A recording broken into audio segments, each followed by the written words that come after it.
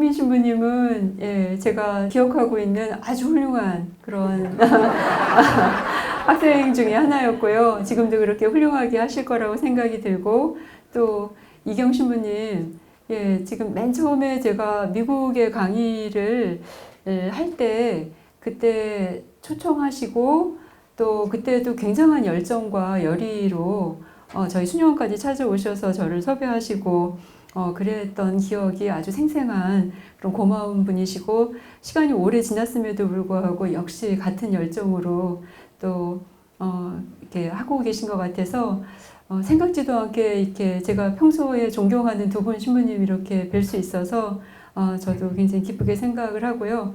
또 메이플우드는 아까 어떤 분이 얘기하시네요. 12년, 13년 전에 제가 왔었다고. 예, 그래서 그때 하도 정당을 많이 이렇게 돌고 미국이 처음이라서 어디가 어딘지 모르거든요. 그냥 여기서 강의하라고 하면 강의하고 또 데려가고 또 강의하고 이런 식이었기 때문에.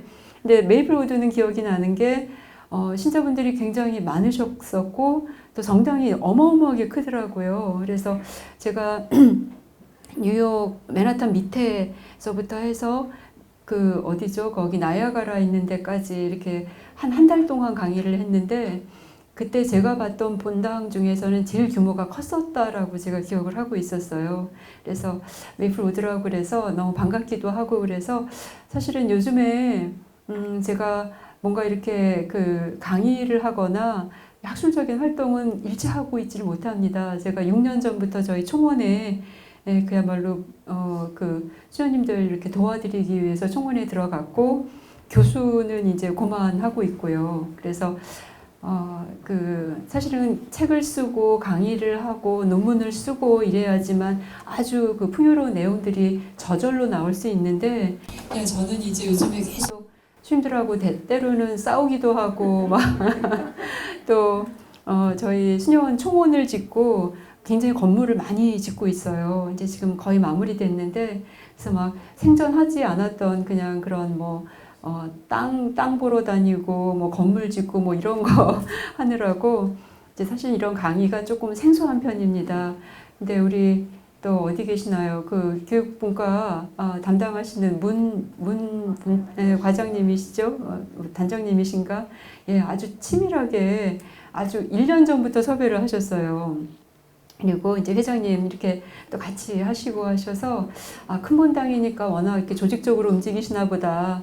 그래서 이제 우리 스님들 이렇게 겸사겸사 초대해 주셨기 때문에 스님들도 만날 수 있고 이래서 오게 됐습니다. 근데 오기 하루 전날 밤에 짐 싸고 강의록 챙기고 뭐 이렇게 온 거라서 강의가 제대로 될지 모르겠습니다. 그때 이렇게 했었을 때보다는. 그래서 그냥 아무튼 그냥 제가 이렇게 드릴 수 있는 말씀들, 요즘에 이제 그래도 특강이 꼭 이건 해야 되겠다라는 그런 그런 곳이 있을 때 했었던 특강, 한국에서도 했었던 것들을 좀 나누고, 그다음에 내일부터는 이제 그 구약성경, 이제 뭐 신약성경까지는 못 갈 것 같지만 이제 아무튼 성서 전체를 다시 한번 요약해서 드리는 그런 시간으로 이렇게 오늘, 내일, 모레 이렇게 진행하도록 하겠습니다. 늘 기도하시지만 오늘 귀한 시간 내서 오셨기 때문에요. 오늘 그 복음에서 읽는 것으로 시작 기도 대신 하도록 하겠습니다. 성부와 성자와 성령의 이름으로. 마테오가 전한 거룩한 복음입니다. 그때에 예수님께서 길을 가시는데 눈먼 사람 둘이 따라오면서 다윗의 자손이시여 저희에게 자비를 베풀어 주십시오 하고 외쳤다. 예수님께서 집 안으로 들어가시자 그 눈먼 이들이 그분께 다가왔다. 예수님께서 그들에게 내가 그런 일을 할 수 있다고 너희는 믿느냐 하고 물으시자 그들이 예 주님 하고 대답하였다. 그때 예수님께서 그들의 눈에 손을 대시며 이르셨다. 너희가 믿는 대로 되어라. 그러자 그들의 눈이 열렸다. 성부와 성자와 성령의 이름으로 아멘. 오늘 그 복음과 독서의 내용에서 일관적으로 강조되고 있는 내용은 눈멀음과 다시 보게 되는 이런 일인 것 같아요. 그래서 예수님께서 다시 오시게 될 때, 그분을 만나게 될 때, 이제 그분이 현존할 때 우리 안에 일어나는 여러 가지 변화에 대한 거를 얘기하고 있는 것 같습니다. 지금 저희가 대림을 지내면서 성탄을 기다리고 있는데 그분이 오셨을 때 우리가 맞이하게 되는, 우리가 그 체험하게 되는 변화에 대한 건데요. 눈이 열렸다라는 표현이 있죠. 근데 이제 그런 변화에 대해서는 알고 있는데 제가 요즘에 궁금해하는 게 뭐냐면 어떻게 해서 그분을 그러면 만날 수 있을까? 오늘 그 답이 있었던 것 같아요. 여기 보면 이제 뭐 다윗의 자손에게 이제 자비를 베풀어 달라 이런 얘기를 하는데 그때 예수님께서 집 안으로 들어가시자 이렇게 한국말로는 번역이 되어 있는데 그리스말을 그대로 보면 그냥 예수님께서 가시자, 예수님이 그냥 가시는 게 to come이에요. to go나 to come. 예, 그렇게 하실 때 근데 이 사람들이 그분께 다가오는 거, 이 다가온다라는 단어가 다릅니다. 그러니까 예수님께서 그냥 가시니까 그 사람들이 다가가는 거죠. 그러니까 예수님도 우리를 향해서 다가오고 계시지만 사실 그분의 다가옴을 진정한 다가옴으로 만들기 위해서는 우리 측에서도 준비하는 이런 게 필요하구나. 그래서 근데 우리의 준비가 그렇게 대수롭지가 않습니다. 인간이기 때문에 아무리 노력을 해도 감히 그런 어마어마한 분을 맞이할 만큼 우리가 거기에 상응하고 맞갖는 준비를 하지는 못하는 것 같아요. 근데 그래도 그런 미비한 움직임이지만 우리가 이렇게 다가갔을 때 하나님께서 그제서야 내가 그런 일을 할 수 있다고 믿느냐? 이렇게 물어보시거든요. 그리고 거기에 다가간 만큼, 이 다가간다라는 말이 그 그리스 말이 영어로 번역될 때 to accede 혹은 to accept 이런 어떤 의미예요. 그러니까 그분이 어떤 분인지를 알기 때문에 그분에게 동의하고 또 그분을 받아들이기 위해서 다가가는 거, 이 방법 말고는 하느님을 만나는 방법이 없는 것 같습니다. 그래서 우리 측에서 그런 뭔가 새로운 변화, 못 보던 눈이 다시 열리는 그런 어떤 일이 벌어지기 위해서 우리가 이런 준비가 좀 필요하겠다 이런 생각을 좀 했습니다. 오늘 성경이 우리 신앙생활과 어떤 의미가 있는지 그리고 왜 이런 어떤 그 독서와 복음이 우리에게 생명의 양식인지 이런 얘기들을 조금 더 구체적으로 할 수 있을 것 같습니다. 그 주님의 말씀이라는 최근에 교황님의 회칙, 성경과 관련된 회칙에 의하면 이 독서나 복음을 읽을 때 과거에 예수님이 이렇게 얘기하셨구나라고 그렇게 생각하면 안 되고 지금 여기에서 하나님께서 똑같이 말씀하고 계시다라고 우리가 그런 믿음으로 이 독서와 복음을 읽어야 된다라고 권고하고 계십니다. 그러니까 그러지 않았을 때 예수님이 그러셨구나라고 과거의 어떤 사건을 기억하는 것에 머문다면 아니고 지금 여기에서 우리에게 살아있는 말씀으로 또 생명력 있는 말씀으로 지금 여기에서 선포하시는 것이다 라고 우리가 인식해야 된다고 얘기를 하고 있습니다. 예, 그런 거고요. 예, 저는 오늘 그 성경 하느님의 드라마라는 주제로 이제 말씀을 드릴 건데, 예, 성경 하느님의 드라마라는 말은요, 제가 쓴 말이 아니라 그 20세기의 최고의 신학자 중에 한 분이라고 할 수 있는 한스 우르스 폰 발타살이라는 학자가 계셨습니다. 발타살이라고 저희가 주로 신학하는 사람들이 쉽게 얘기하는 학자인데요. 당연히 돌아가셨고요. 1905년생으로 제가 알고 있습니다. 근데 이제 20세기가 어마어마하게 신학이 발전했던 시기였는데 20세기 전체를 관통하는 그런 신학의 주류 중에서 최고의 신학자 3명을 들어라 라고 얘기했을 때 당연히 거론되는, 그리고 심지어는 이제 그분이 돌아가시고 탄생 100주년을 맞이하면서 2005년이죠. 제가 1999년까지 로마에서 공부를 했었는데 그래서 제가 귀국한 다음이지만 이제 로마에 있는 그 교황 청립 대학과 대학원에서 발타살에 대한 집중적인 연구가 이루어질 정도로 최근에는 훨씬 더 많이 주목받고 각광받고 있는 그런 학자시죠. 그분께서 당신 이론을 얘기할 때 성경을 하느님의 드라마로 보자 라고 제안하셨던 그런 주제입니다. 그러니까 제가 만든 제목이 아니라 발타살의 신학 주제 중에 하나예요. 드라마 그러면은 한류 드라마가 생각나시죠? 예, 워낙 그 미국 사람들 드라마보다 잘 만든다고 소문이 나 있는 것 같아요. 예, 근데 이제 그런 거기도 한데, 그러니까 정말 우리 일상 안에서 일어날 수 있을 법만 한 그런 어떤 굉장히 현실적인 내용이라는 거죠. 그래서 하느님의 존재에 대해서 그냥 초월적으로 우리와 멀리 떨어져서 당신의 거룩함을 유지하기 위해서 그냥 우리와 이렇게 좀 구별되어 계신 분이 아니라 드라마다.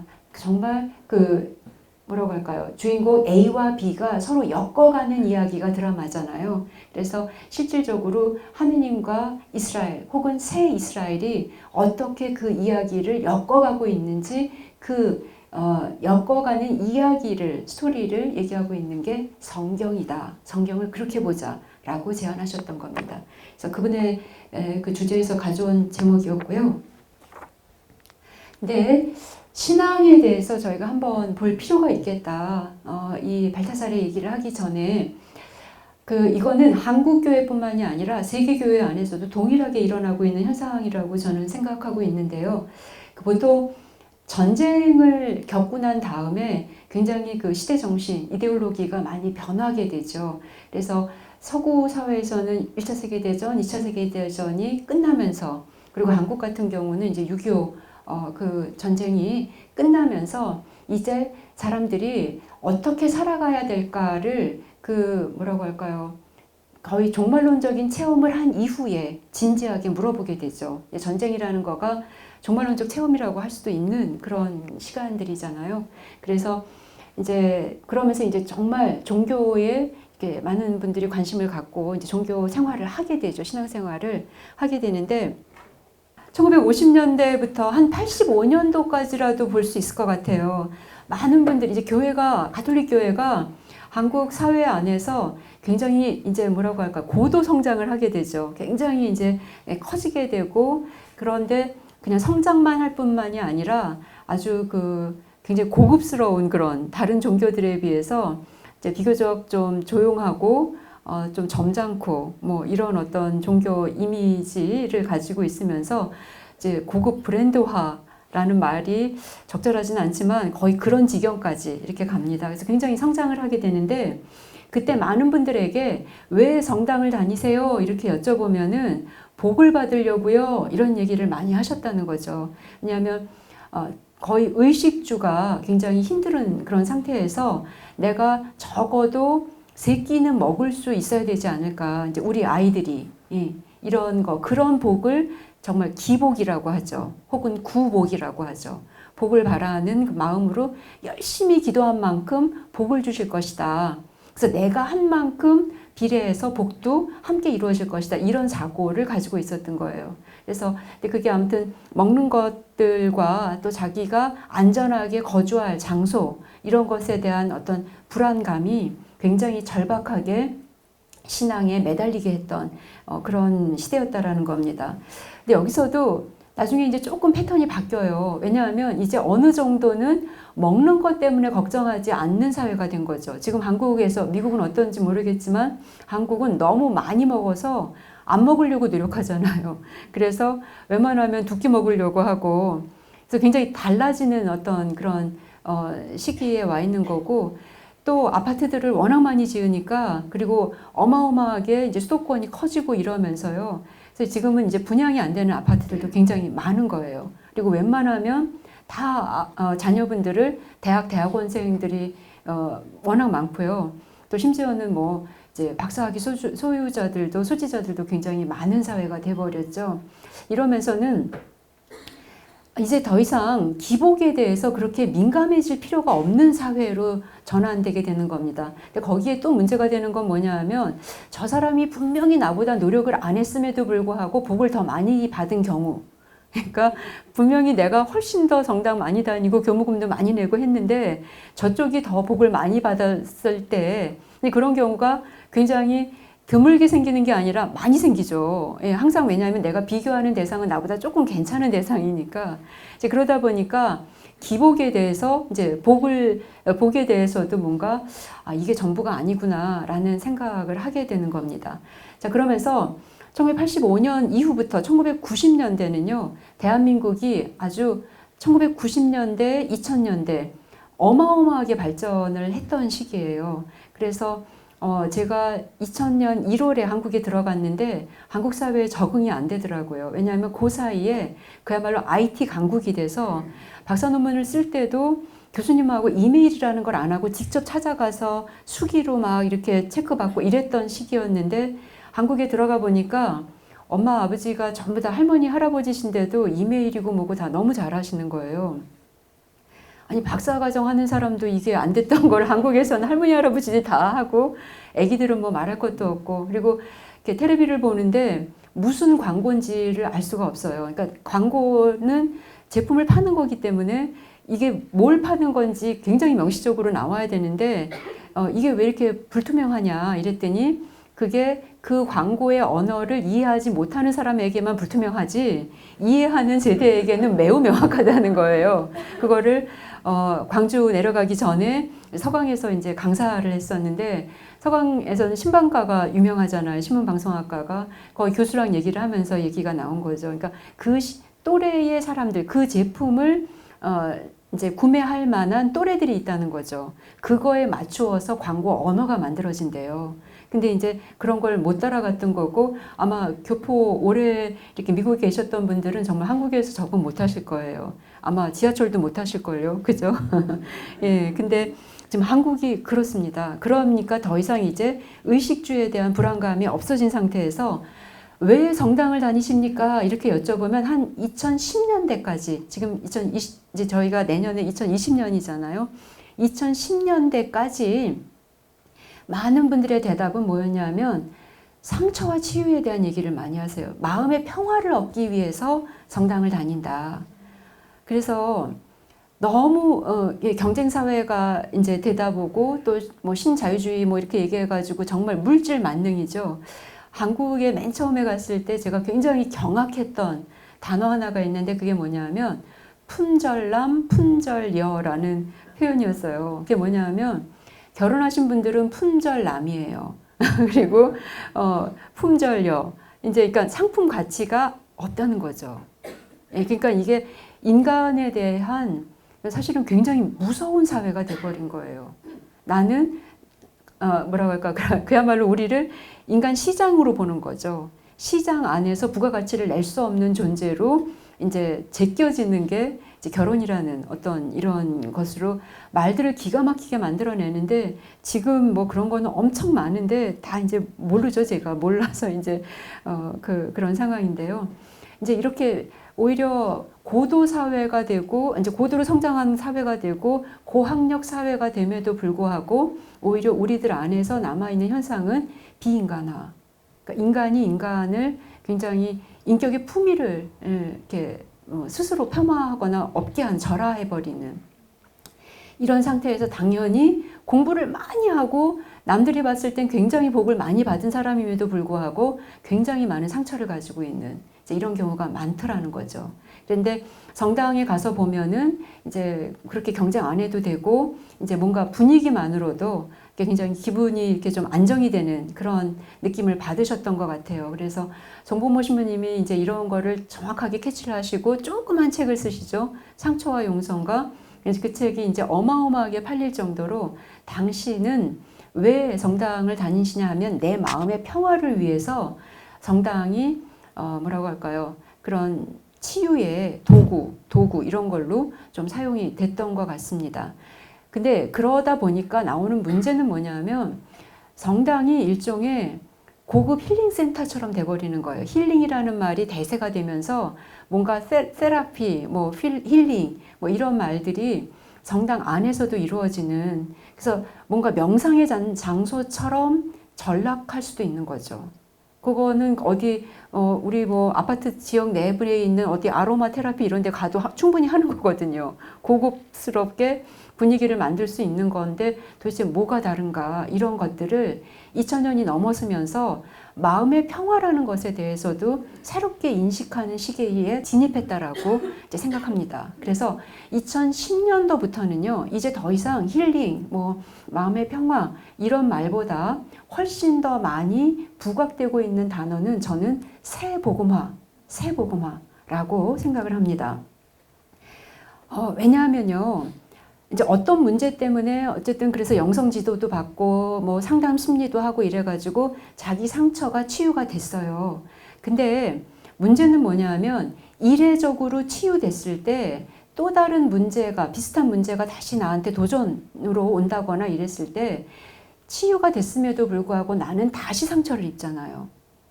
그래서 단순히 상처와 치유, 그러니까 지금 이런 말들은 조금 많이 생소하실 것 같아요. 근데 이제 한국에서 이런 강의를 해도 조금 생소하게 느끼시기는 하거든요. 내 상처를 치유하기 위해서 성당 다니는 거 당연하지 않냐, 이렇게 얘기를 하는데 좋죠. 좋은데 또 다른 상처가 왔을 때 다시 치유받았음에도 불구하고 내가 다시 무너지고 다시 절망하게 되는 이 경우에 보면 치유라는 것 자체에 대해서 우리가 한번 생각해 볼 필요가 있다라는 거죠.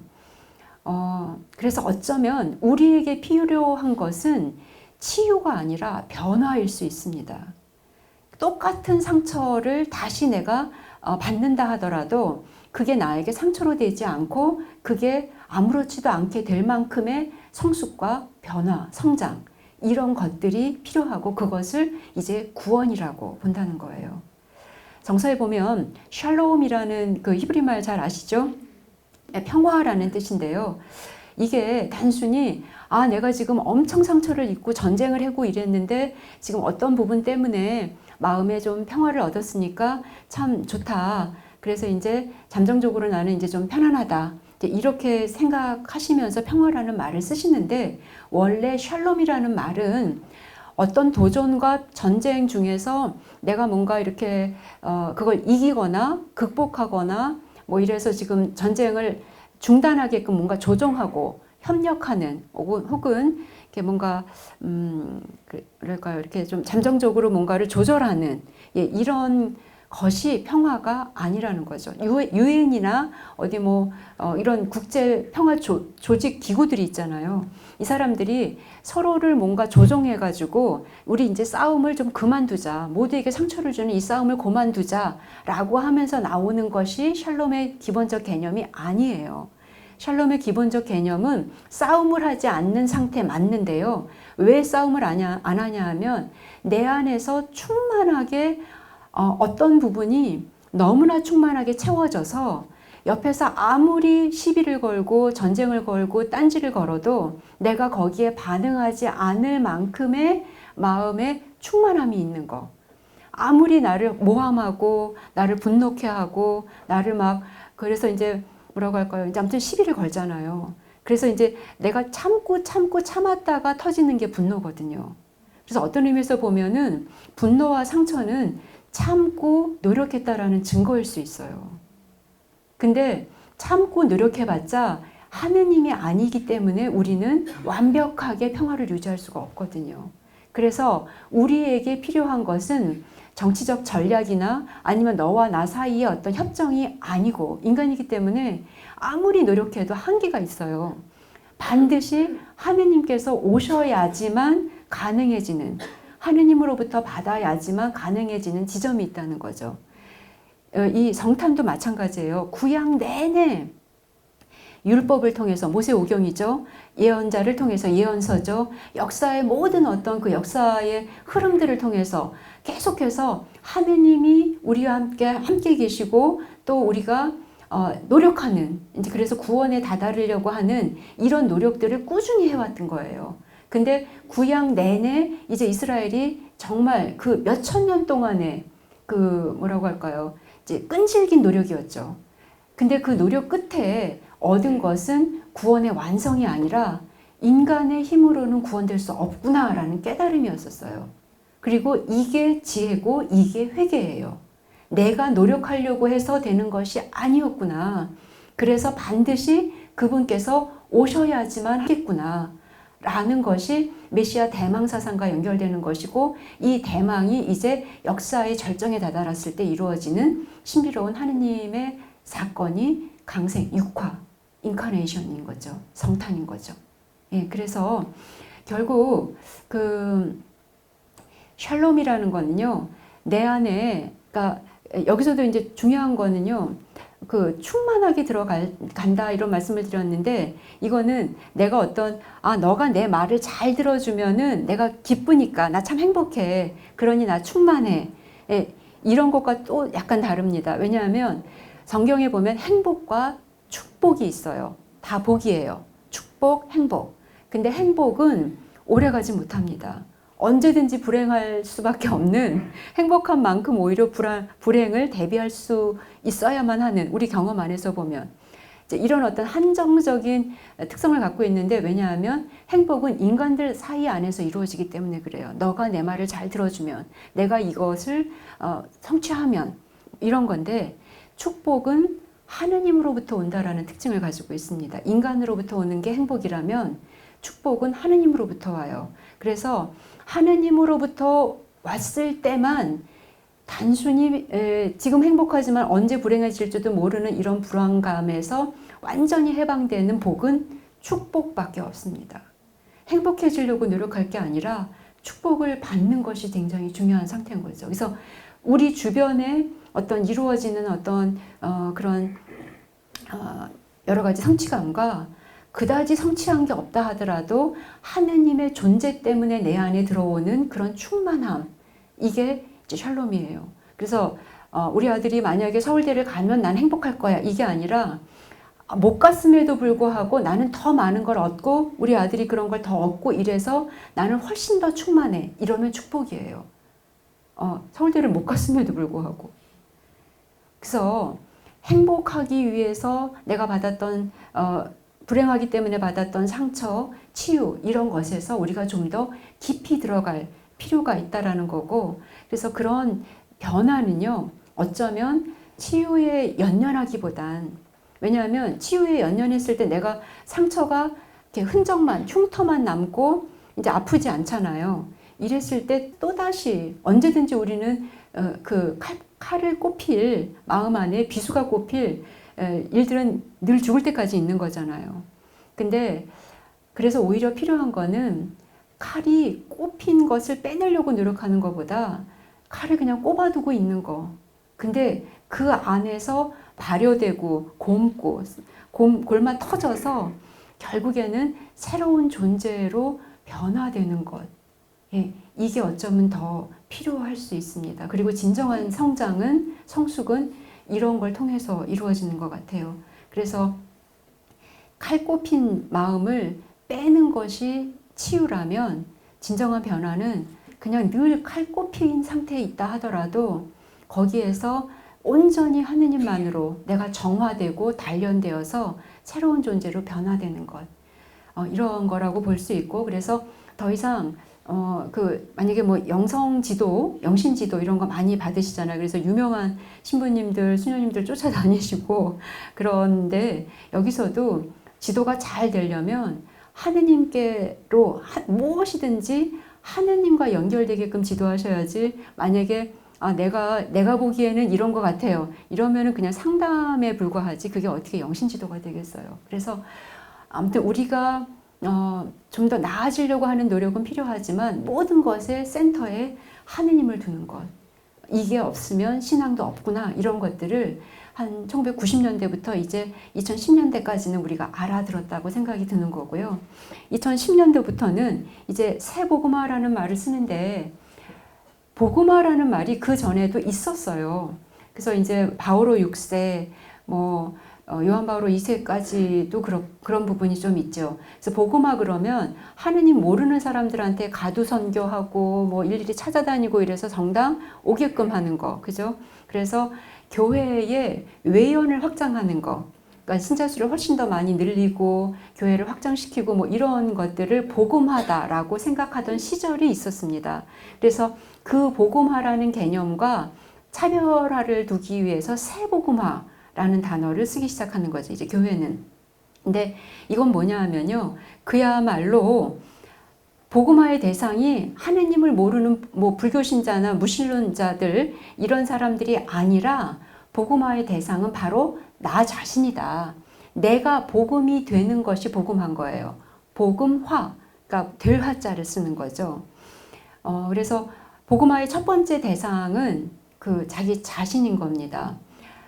이게 무슨 얘기냐면 조금 더 설명을 드리면 그 문화라는 말 아시죠? 이건 뭐 제가 성경여행 스케치 때부터도 계속 했었던 얘기인데요. 요즘에도 뭐 한국에 특히 더 그렇죠. 이제 뭐 문화 생활을 한다 이러면은 뭐 오페라도 좀 보고 뮤지컬도 보고 뭐 아니면 더 돈이 많으신 분들은 막 뉴욕까지 와서 브로드웨이에서 뭘 보고 이러면 문화 생활하는 사람처럼 생각을 하시는데 원래 문화는 문맹이 많던 시절에 글 문자와 될 화자를 쓰죠. 그래서 문으로서 내 자신을 화해서 그래서 뭔가를 표현할 수 있는 것, 쉽게 말하면 글로써 자기의 생각과 자기의 주장과 이런 것들을 자기 자신을 표현할 수 있는 능력을 문화, 그런 의미였었던 거죠. 근데 이게 조금 이제 뭐랄까요, 어휘가 약간 왜곡이 되는 거죠. 그래서 어떤 그런 생활을 하면 이제 문화생활이다 이렇게 생각을 하는데, 그러니까 글이 되는 것이 문화입니다. 문화인인 건 글을 쓸 줄 아는 사람들을 문화인이라고 하는 거죠. 마찬가지로 문이 되는 게 문화라면 복음화는 복음이 되는 게 복음화예요. 그래서 근데 복음은 기쁜 소식이잖아요. 그래서 결국 복음화 된다라는 건 다른 말로 하면 기쁜 소식이 되는 거예요. 기쁜 소식. 그러니까 복음화가 신앙의 지금 목표다라고 2010년도부터 우리가 생각을 한다면 아주 쉽게 체크하실 수 있는 게 나를 사람들이 기쁘게 정말 생각하는가. 우리 수녀님들이 오래간만에 한국에서부터 제가 와서 저를 만났는데 저를 기쁘게 생각 못한다면 이게 신앙이 제대로 된 게 아닌 거겠죠. 신앙에 대해서 우리가 이제 새로운 인식들을 갖게 되는 건데 신앙의 목표는 복음화다, 기쁜 소식화다. 그래서 오늘 이렇게 누구들을 만났을 때 나를 만남으로 인해서 정말 기쁜가. 그래서 이게 안 된다면 진짜 나의 신앙이 제대로 정상적으로 가고 있는 제대로 된 신앙인가를 체크할 수 있다는 거죠. 그래서 그러면 나를 보면 다 부담스러워하고 안 왔으면 하고 이러던데 이거 어떻게 해야 되지? 이제 그러면 밥도 많이 사야 되고 뭐 할 때마다 괜찮아 잘했어 뭐 이렇게 해야 되고 사람들한테 굉장히 환영받는 사람이 돼야 되겠다라고 생각하실 수 있을 것 같은데 이것도 약간 그 차별을 두셔야 됩니다. 왜냐하면 그건 처세거든요. 그야말로 세상이 조직이 어떻게 돌아가는지를 잘 아는 처세와 이 성경이 이야기하는 기쁜 소식은 뭐냐 하면요. 성경이 말하는 기쁨, 아까 평화는 샬롬이라고 히브리말 샬롬이라고 말씀드렸는데 성경이 말하는 기쁨은 히브리말로 심하라고 합니다. 심하. 이게 무슨 뜻이냐 하면요. 하느님 때문에 기쁜 거예요. 아까 말씀드린 축복의 개념과 비슷해요. 그러니까 내가 뭐가 이렇게 됐으니까 참 기뻐 이렇게 얘기를 하고 또 우리 교황님께서 프란치스코 교황님께서 수도자들에게 그냥 가장 뭐라고 할까 만나는 모든 수도자들한테 늘 하시는 첫 번째 주제가 뭐냐 하면 수도자는 기뻐야 된다. 기쁘지 않으면 수도생활 왜 하냐 이런 얘기를 늘 하세요. 후렴구처럼 반복해서 하시거든요. 그래서 수도자들이 기뻐야 되는데 그래서 맨 처음에는 많이들 수도자들이 좀 의아해했어요. 우리가 그렇게 기쁜 생활이 아니잖아요. 늘 갇혀 있어야 되고 늘 똑같은 옷에 먹고 싶은 거 마음대로 못 먹고 하고 싶은 거 전혀 마음대로 못 하고 이런 삶인데 이걸 기쁘게 느끼기가 사실은 좀 어려워요. 솔직히 말씀드리면. 근데 왜 그런 얘기가 가능하냐 하면 이 기쁨은 뭘 해서 나오는 기쁨이 아니에요. 하느님으로부터 오는 기쁨이 심하예요. 그리고 그 기쁜 생활을 하라는 것이 수도자들에게 요청하시는 거예요. 하느님으로부터 오는 기쁨으로 충만한 건 우리의 본질이잖아요. 수도 생활에. 그러니 맞는 거죠. 예. 맞는 말씀을 하신 거죠. 예, 그래서 내가 나를 보면 다 부담스러워하고 기쁘지 않은데 김현수녀가 오늘 저렇게 얘기하니까 오늘부터 내가 기쁜 사람이 돼야 되겠다라고 하시면서 밥 사시고 뭐 이렇게 하시는 게 아니라 아무리 밥을 사도 내 마음 안에서 강함이 있으면 사람들이 부담스러워해서 아니 내가 이렇게 기쁜 사람이 되려고 하는데 이게 안 돼? 더 화가 나시죠. 그죠? 더 부담스러운 사람으로 또 더 되죠. 인간적인 건 다 한계가 있습니다. 그래서 여기서 이야기하는 기쁜 소식은 늘 그다지 기쁜 일이 없음에도 불구하고 하느님의 존재 때문에 그분이 계시다는 어떤 나와 함께 계시다라는 이 의식 때문에 오는 기쁨이에요. 그래서 하나도 기쁘지 않는데 저 사람은 저 기적이, 저 신비로운 일이 어떻게 일어날까 이런 것들을 증거하는 것이 그게 선교고 그게 전교인 거죠. 그러면 하느님으로부터 이런 기쁜 소식을 왜 그분이 계시다는 게 나에게 기쁨이 되고 이 하느님으로부터 오는 이것을 어떻게 이제 받게 되냐 이게 이제 관건이 되겠죠, 그죠? 이거는 뭐냐면 여러분들이 그런 생각을 좀 하셔야 될 것 같아요. 우리가 언제 정말 기쁘냐 하면요, 소유해서 기쁜 게 아니라 누군가를 만나서 그와 함께 있을 때 기뻐요. 그래서 에릭 프롬의 소유냐 존재냐라는 책, 유명한 책은 아시죠? 그죠? 그때 이 사람이 1960년대, 70년대 미국 사회가 어마어마하게 변하던 시점에서 그야말로 소유를 위해서 그냥 뭐라고 할까요? 정말 맹목적으로 이렇게 돌진하던 시대잖아요. 미국이 어마어마한 경제 성장을 이룩하던 시대. 거기에 이 유다인 이 철학자는 소유냐 존재냐라는 아주 본질적인 질문을 던지죠. 우리를 진정으로 풍요롭게 하는 것이 과연 소유일까?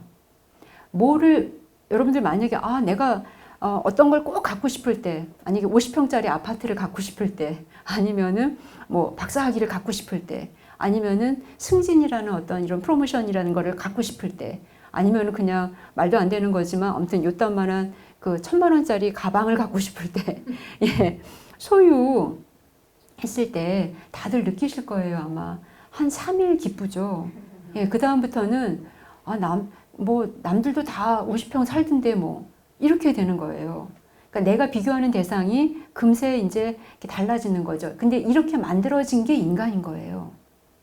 그래서 요것만 소유하면 나는 더 이상 바라지 않겠다라는 것이 3일 만에 수정이 되잖아요. 그렇죠? 그래서 근데 그러니까 소유를 통해서는 우리가 완전한 기쁨에 도달할 수 없다라는 것은 많이들 체험하셨을 겁니다. 근데 누군가를 만나서 그 만남이 나에게 진정한 변화를 가져다 줄 때, 그래서 존재가 우리를 기쁘게 하는 겁니다. 그래서 대림이 중요한 이유는 바로 그 존재를 기다리기 때문에 그런 거죠. 존재가 아니면 우리를 기쁘게 할 수가 없어요. 반드시 그래서 하느님의 존재만이 우리를 이제 기쁘게 할 수 있는 거죠. 근데 지금 하느님의 존재를 그렇게 실감하지 못하기 때문에 맞는 말씀인 것 같은데 참 어렵다. 그래서 이건 하느님에 대한 알미 부족하기 때문에 나오는 거죠. 알지 못하니까는 그만큼 좋은지 모르는 거예요. 어떤 사람을 알았을 때 저 사람 그냥 괜찮은 사람인 줄 알았는데 한 10년, 20년 뒤에 우연하게 그랑 파트너가 되는 경우도 있죠. 일을 하다거나 뭐 이렇게 할 때 저 사람이 저런 사람이었구나. 나는 이제 그를 좀 더 퍼스널하게 알게 되는 거잖아요. 이 알미, 이걸 통해서 저 사람이 정말 내가 알았던 사람이지만 정말 다른 사람이구나. 저런 사람이 내 주변에 있어서 나는 참 큰 선물을 받은 거다. 이렇게 느껴질 때가 있는 거죠. 하느님을 아시지만 정말 퍼스널하게 들어가는 이 변화. 그냥 예전부터 하느님은 알았지만 하느님이 어떤 분이냐 이랬을 때 많은 분들이 좋은 분, 훌륭한 분, 착한 분 이러면은 아는 게 아닌 거예요. 근데 만약에 예를 들어서 어떤 분을 알았는데 나중에 이제 퍼스널하게 안다라는 건 그분이 라면을 좋아하는지 라면에서도 신라면을 좋아하는지, 무슨 삼양라면을 좋아하는지, 뭐 짜장면 좋아하는지, 짬뽕 좋아하는지, 이렇게 알아가는 것은 또 다른 알미거든요. 하느님에 대한 알미, 이렇게 일반적인 것에서 퍼스널하게 가는 것, 이 파스카, 이 이동이 바로 신앙의 성숙이다라고 보시면 되겠습니다. 예, 그래서 결국 하느님이 어떤 분인지를 정말 알아서 난 저분만 있으면, 아까 소유는 우리를 완벽하게 기쁨에 하지 못한다 말씀드렸잖아요. 그래서 저분만, 너만 함께 있으면 나는 사막에서도 살 수가 있어. 너만 함께 있다면 나는 지옥도 괜찮을 것 같아. 이런 분이라는 것을 알게 됐을 때, 그랬을 때 나는 그분만으로 충만하기 때문에 아무리 옆에서 딴지를 걸고 오해를 하고 누명을 씌우고 이런다 하더라도 내가 평정을 유지할 수 있는, 이것이 기쁜 소식화의 실질적인 모습인 거예요. 예. 그래서 그러면 하느님을 알아야 되는데, 하느님을 알기 위해서 여러분들이 쓰시는 방법은, 교회가 이야기한 합법적인 방법은 딱 하나밖에 없습니다. 성경을 읽어야지만 그분에 대해서 알 수 있다는 거예요. 만약에 가톨릭 교회가 어떤 교회인지 알려면 여러분들이 교회 서적을 읽으셔야 되겠죠. 특별히 바티칸에서 나오는 문헌들이 있어요. 교황 칙서라던가 또 그 교황청에서 나오는 공식적 문헌들 있죠. 문서들. 이런 걸 읽어야 가톨릭 교회가 어떤지 알 거 아니에요. 그러면 하느님이 누구이신지를 알려면 반드시 합법적인 준거가 있어야 되거든요. 아니면 내가 만든 우상일 수가 있어요. 근데 교회는 하느님이 당신 자신을 알게 하려고 계시하셨다는 거예요. 10개의 보일시, 그 리벨레이션이라고 하죠. 리벨레이션. 발음이 너무 후져서 못 알아들으시나? 예. 레벨라시오라는 그 벨에 해당되는 것이 벨룸이에요. 베일. 저희가 수녀님들이 베일 쓰잖아요. 그죠? 근데 리벨라시오라는 건 뭐냐면 베일을 걷어낸다는 거예요. 이렇게. 그래서 베일에 가려져 있어서 안 보이고 안 들리지만, 안 보이고 안 들리는데 어떻게 그분을 알아요? 알아야지만 지금 파트너가 되는데 알지 못하는데 방법이 있다는 거예요.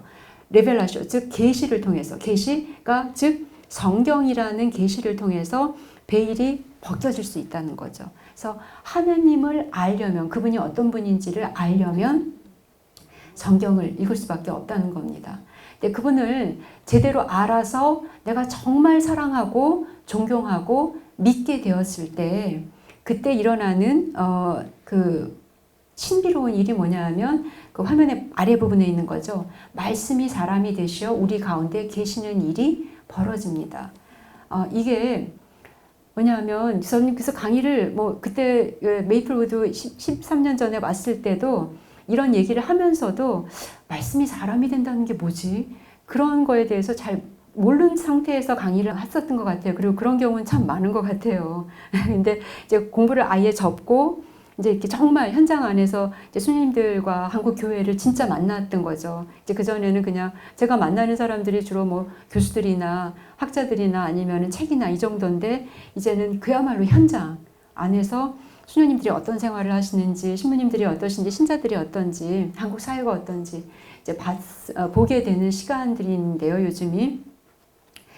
그러면서 이제 깨닫게 된 거예요. 그러니까 제가 지금 그 공부만 하던 사람이 수녀회를 지금 이제 대표하잖아요. 대표하고 있는데 너무너무 일이 많은 거예요. 사건이 많아서. 그래서 그럴 때마다 이거 어떻게 해야 되지? 이거 어떻게 해야 될지 모르는 거죠.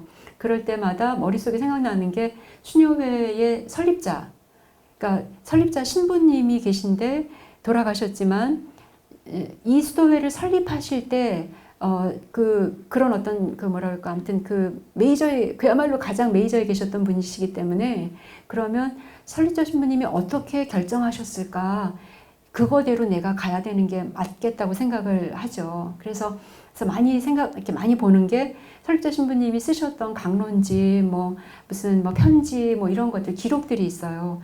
그런 것들이 잘 보존이 돼 있어서 제가 그런 것들을 자주 보게 돼요. 근데 그러면은 보면은 답이 있더라고요. 그래서 이게 그러면서 이제 제가 깨달은 게 뭐냐면은 분명히 설립자 신부님은 지금 15년 전에 돌아가셨음에도 불구하고 내가 그분을 사랑하고 존경하고 믿고 있기 때문에 그분은 분명히 돌아가셨지만 그분의 책이라는 말씀을 통해서 지금 여기에 우리 가운데 살아계시는 거구나. 그런 체험을 하게 됐어요.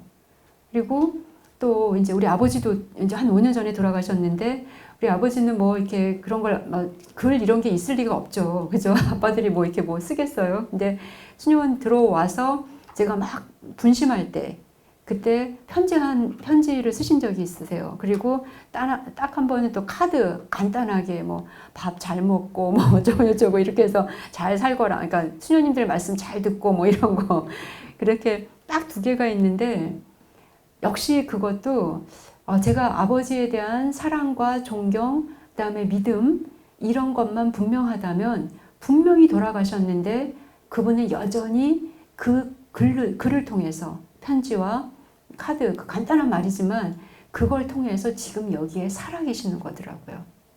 그래서 말씀이 사람이 되셔 우리 가운데 계시다라는 말이 바로 이거구나. 하느님과 예수 그리스도에 대한 우리의 존경과 사랑과 믿음만 있다면 성경을 읽음으로써 우리는 그분이 2000년 전에 돌아가신 분이 아니라 지금 여기에서 분명히 살아계셔서 나와 함께 계시는 부분으로 충분히 인식이 되는구나. 제 안에 우리 아버지나 설립자 신부님이나 돌아가신 분으로 느껴지지 않아요. 그리고 설사 돌아가시지 않은 분이라 하더라도 내가 믿고 존경하고 사랑한다면 그분의 말씀은 지금 여기에서 나에게 지침이 되죠. 그래서 글로서밖에는 만날 수 없지만 그는 분명히 나와 함께 있는 거죠. 이렇다면 말씀이 사람이 되셔 우리 가운데 있는 겁니다. 그리고 그 말씀은 내게 뭐라고 할까요? 사랑은 자발성이거든요. 억지로 되는 게 사랑이 아니잖아요. 그래서 자발성이기 때문에 그 말씀이 내 안에 담기게 되고 담기면 닮아가게 되고 닮아가면은 복음화 되게 되는 거예요. 담겨야지만 닮아가고 닮아가야지만 그것과 함께 동화되잖아요. 복음화 되려면 말씀이 담겨야 되고 담기려면 사랑하면 담기는 거거든요. 그러면 담긴 만큼 딴 사람은 아무리 10번, 20번, 100번 얘기해도 안 닮아가요. 안 담겨져요. 왜? 사랑하지 않으니까. 근데 사랑하고 존경하고 믿으면 그러면 담기고 닮아가고 그 사람처럼 되고 이게 복음한 거예요. 하느님처럼 되어가는 과정. 그래서 이렇게 복음화의 방식은요. 이제 그분을 담아가는 그래서 글을 읽을 때 성경을 읽는 거지만 그랬구나 예수님이 이게 아니라 오늘 정말 내가 그 일을 할 수 있을 것이라고 너가 믿느냐 이런 말들이 살아있는 말씀으로 다가와야 되는 거고 그래서 예 주님 이렇게 정말 아주 퍼스널하게 얘기할 수 있을 정도로 이것이 신앙이라는 거예요. 이게 되면 그러면 그 어떤 상처에서도 그 어떤 도전에서도 그 어떤 절망 속에서도 우리가 믿고 희망하고 사랑할 수 있다는 거죠. 이게 이제 신앙의 실체라고 저희가 보는 겁니다. 그래서 성경은요, 삶에 대한 얘기입니다. 만약에 성경 전체가 인간의 구원에 대한 얘기를 담고 있다면 제가 볼 때 구원과 동일한 개념으로 우리가 인식할 수 있는 게 삶이에요. 삶이 부족하기 때문에 의심하고 불평하고 불만하고 그 다음에 의욕을 갖게 되는 겁니다. 삶이 충만하면 어떤 상황에서도 그분이 나를 버리지 않을 것이다 라고 믿는다면 우리 안에서 나오는 그 뭐라고 할까요? 마음의 평화인데요. 저는 존엄이라고 생각하고 싶어요. 존엄, 품격. 어떤 상황에서도 흔들리지 않는 품격을 갖게 되고 그 품격이야말로 주변 사람들에게 기쁜 소식의 증거가 된다라는 거죠. 그래서 그 신앙과 우상숭배가 차이가 있습니다. 그 하느님이 누군지 잘 모르면서 그냥 내 뜻을 이루어주는 전능한 존재로 전락할 때 하느님이 우상이 되는 거예요.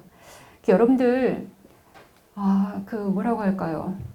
잘 알지도 못하는데요. 그래서 애매해요. 사랑해야 될지 안 해야 될지 잘 모르니까 애매한데 마음이 끌리는 거 이거 사랑일까요? 어떻게 생각하세요? 그냥 잘 모르는데도 그냥 무심코 강하게 끌려요. 이거 사랑일까요? 예, 근데 성경의 개념에서만 본다면 다분 사랑일 수도 있고 아닐 수도 있겠죠. 근데 성경의 개념에서 본다면 그건 사랑이 아니라 우상 숭배예요. 우상을 숭배하는 거예요. 알지도 못하는데 괜히 좋아하는 거.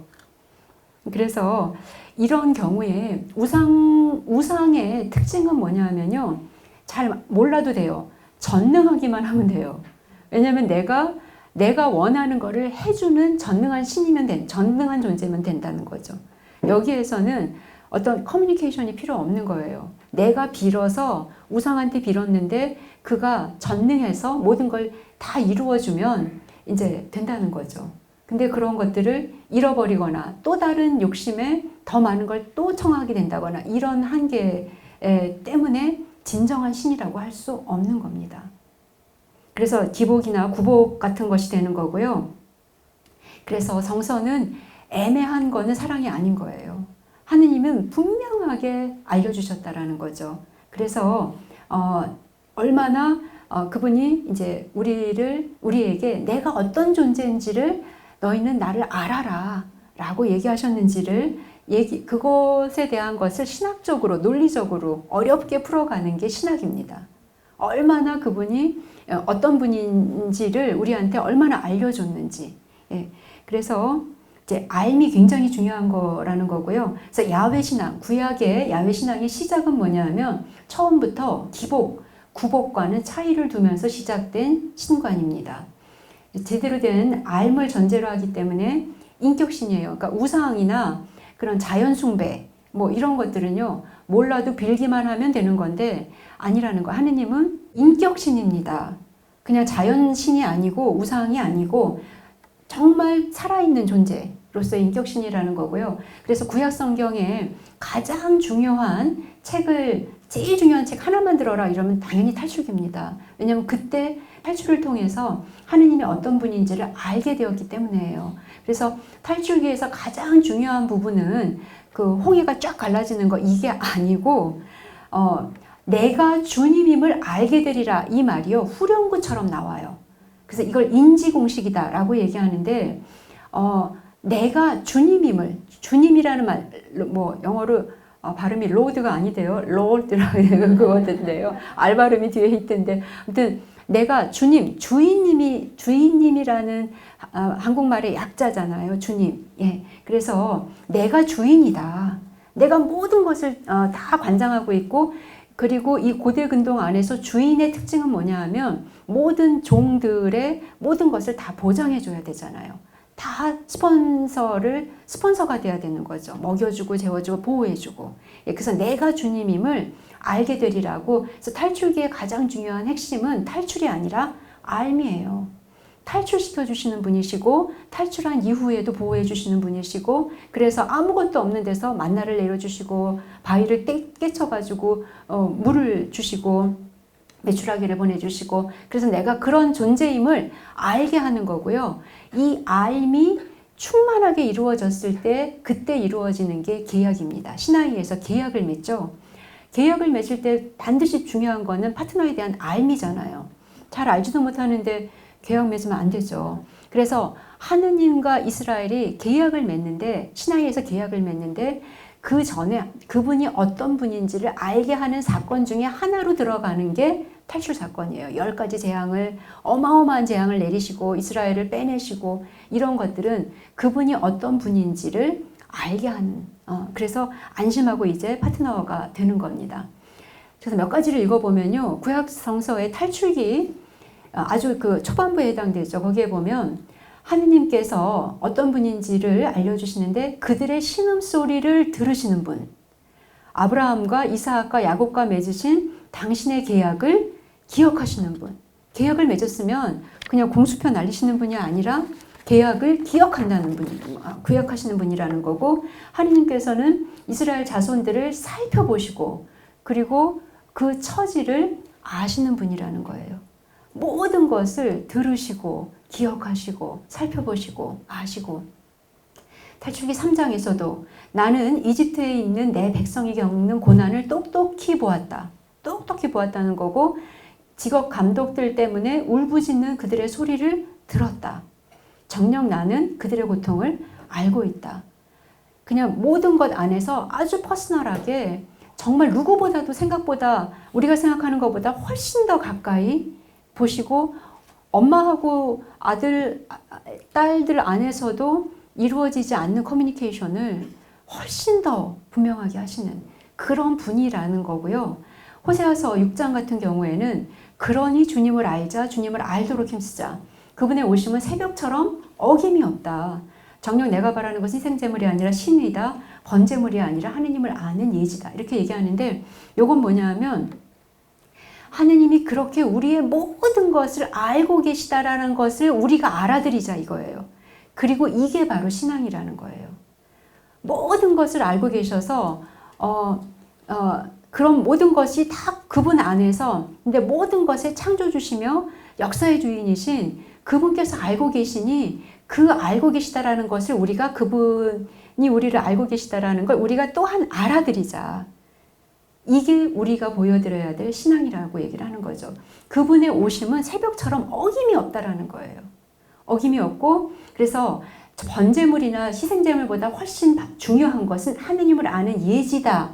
예지라고 한국말을 좀 어렵게 번역이 됐는데요. 그냥 아는 거예요.